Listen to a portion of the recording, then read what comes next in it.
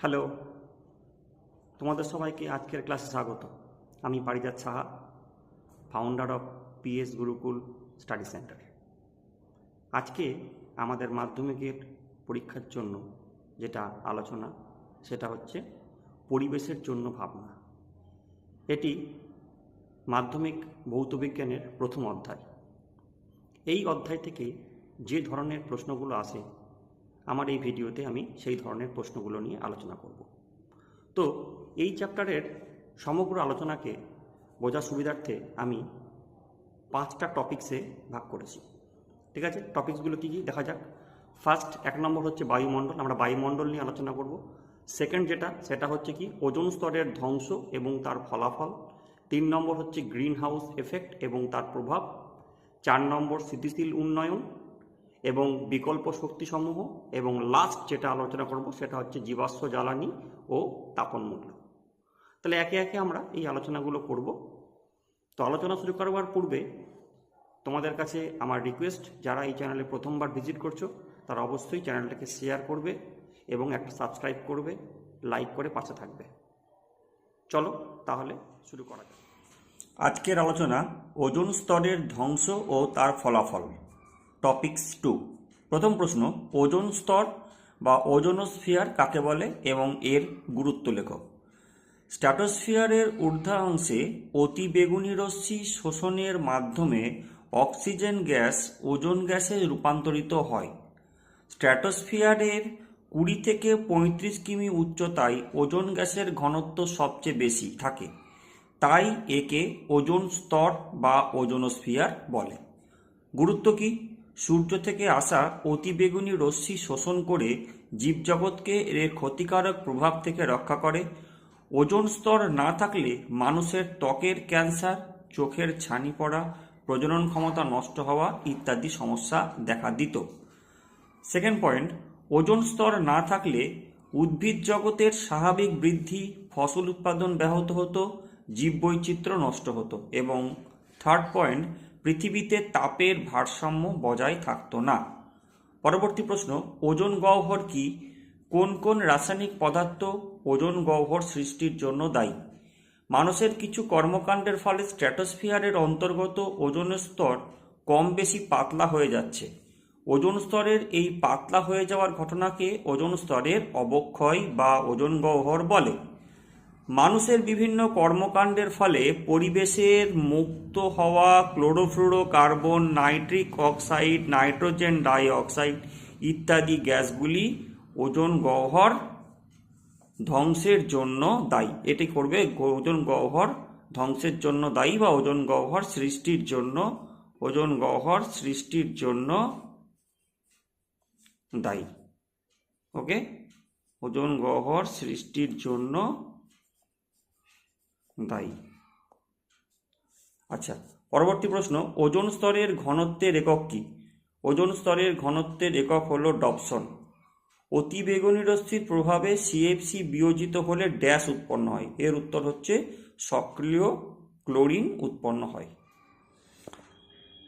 Question 5, ozone স্তর ধ্বংসের পেছনে সিএফসি বা ফ্রেয়ন জাতীয় যৌগগুলির ভূমিকা লেখো। ধাপ 1, অতিবেগুনি রশ্মির প্রভাবে সিএফসি বিয়োজিত হয়ে সক্রিয় ক্লোরিন পরমাণু উৎপন্ন হয়। বিক্রিয়া CFCl3 প্লাস অতিবেগুনি রশ্মি উৎপন্ন হচ্ছে CFCl2 প্লাস ক্লোরিন, অর্থাৎ এখান থেকে একটি ক্লোরিন মুক্ত হওয়ার জন্য এখানে উৎপন্ন হচ্ছে CFCl2 এবং তার সঙ্গে উৎপন্ন হচ্ছে সক্রিয় ক্লোরিন। ধাপ 2, এই সক্রিয় ক্লোরিন ওজোন স্তরের O3 গ্যাসের সাথে বিক্রিয়া করে অক্সিজেন ও ক্লোরিন মনো অক্সাইড গঠন করে। বিক্রিয়া Cl প্লাস O3 সমান হচ্ছে ClO, এটাই হচ্ছে ক্লোরিন মনো অক্সাইড প্লাস অক্সিজেন। ধাপ 3, এই ক্লোরিন মনো অক্সাইড আবার ওজোনের সাথে বিক্রিয়া করে O2 এবং সক্রিয় ক্লোরিন পরমাণু উৎপন্ন করে। ClO প্লাস O3 সমান 2O2 প্লাস সক্রিয় ক্লোরিন। এই প্রক্রিয়াটি পর্যায়ক্রমে চলতে থাকে যা ওজোন স্তরের অবক্ষয় ঘটায়। অর্থাৎ প্রথম আমরা শুরু করেছিলাম কি থেকে? সক্রিয় ক্লোরিন দিয়ে এই বিক্রিয়ার শেষ ধাপে দেখতে পাচ্ছি আবার সক্রিয় ক্লোরিন উৎপন্ন হচ্ছে, তার জন্য এই বিক্রিয়া পর্যায়ক্রমে চলছে।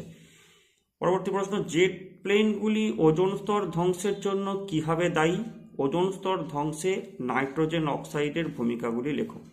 স্ট্র্যাটোস্ফিয়ারের আবহাওয়া শান্ত থাকায় জেট প্লেনগুলি বায়ুমণ্ডলের এই স্তরের মধ্যে দিয়ে চলাচল করে। জেট প্লেন থেকে নির্গত ধোঁয়াতে প্রচুর পরিমাণে নাইট্রিক অক্সাইড থাকে, যা O3 অণুর সঙ্গে বিক্রিয়া করে O2 গ্যাস উৎপন্ন করে। NO+O3 বিক্রিয়ার ফলে উৎপন্ন হচ্ছে NO2 nitrogen die oxide plus oxygen. দ্বিতীয় ধাপ, আবার স্ট্র্যাটোস্ফিয়ারের স্তরে অতিবেগুনি রশ্মির প্রভাবে O3 এবং O2-র বিয়োজন ঘটে, সর্বদা অক্সিজেন পরমাণু সৃষ্টি হয়। O3 অতিবেগুনি রশ্মির প্রভাবে বিয়োজিত হয়ে উৎপন্ন করছে O2 এবং উৎপন্ন হচ্ছে জাইমান অক্সিজেন। ধাপ 3, এই অক্সিজেন পরমাণুর সাথে প্রথম ধাপে উৎপন্ন NO2 অণু বিক্রিয়া করে পুনরায় NO উৎপন্ন করে। NO2 প্লাস O সমান দিয়ে NO প্লাস O2, তাহলে কি দেখা গেল? আবার পুনরায় NO উৎপন্ন হয়েছে। এই প্রক্রিয়াটি পর্যায়ক্রমে চলতে থাকে, যা ওজোন স্তরের অবক্ষয় ঘটায়। ওজোন স্তর ধ্বংসের ক্ষতিকারক প্রভাবগুলি লেখো। প্রথম এফেক্ট, জলবায়ুর উপর প্রভাব। ওজোন স্তরের বিনাশ বিশ্ব উষ্ণায়নকে ত্বরান্বিত করে, পৃথিবীর তাপীয় ভারসাম্য নষ্ট হয়। মানবদেহের উপর প্রভাব। ওজোন স্তর ধ্বংসের ফলে অতিবেগুনি রশ্মি ভূপৃষ্ঠে এসে পড়ে, এর ফলে ত্বকের ক্যান্সার, চোখের রেটিনা নষ্ট হওয়া, প্রজনন ক্ষমতা হ্রাস ইত্যাদি সমস্যা দেখা দেয়। উদ্ভিদের উপর প্রভাব। অতিবেগুনি রশ্মির প্রভাবে উদ্ভিদের পাতার ক্লোরোফিল নষ্ট হয়, ফসল উৎপাদন হ্রাস পায়, উদ্ভিদের বৃদ্ধি ব্যাহত হয়। পরিবেশের উপর প্রভাব। বহু উদ্ভিদ এবং প্রাণীর পৃথিবী থেকে বিলুপ্তি হয়ে যাওয়ার পরিস্থিতি তৈরি হয়, বাস্তুতান্ত্রিক ভারসাম্য নষ্ট হয়। শর্ট কোশ্চেন, ওজোন স্তরের ক্ষয় নিবারণের দুটি উপায় লেখো। ওজোন স্তর ক্ষয় নিবারণের দুটি উপায় হলো CFCর ব্যবহার কমানো, 2 নম্বর ক্লোরিন জাতীয় সমস্ত পদার্থের ব্যবহার বন্ধ করা। CFCর পুরো নাম লেখো। CFCর পুরো নাম হচ্ছে ক্লোরোফ্লুরোকার্বন। নিচের কোনটি ওজোন স্তরকে ক্ষয় করে না? অপশান কি আছে? NO nitric oxide, NO2 nitrogen dioxide, CO2 carbon dioxide এবং CFC। যেহেতু ওজোন স্তর ক্ষয় করে না বলেছে, তাই সঠিক উত্তর হবে কি? CO2। ওজোন স্তর ধ্বংসে অনুঘটক রূপে কাজ করে NO, NO2, NO3 এবং CFC। সঠিক উত্তর CFC।